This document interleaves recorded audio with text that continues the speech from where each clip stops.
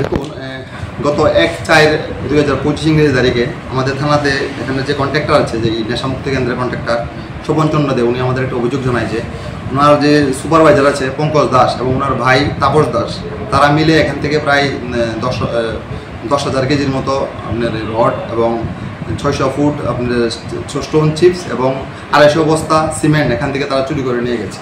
তো সেই মোতাবেক আমাদের থানাতে একটা কেস হয়, কেস নাম্বার হচ্ছে 7/2025।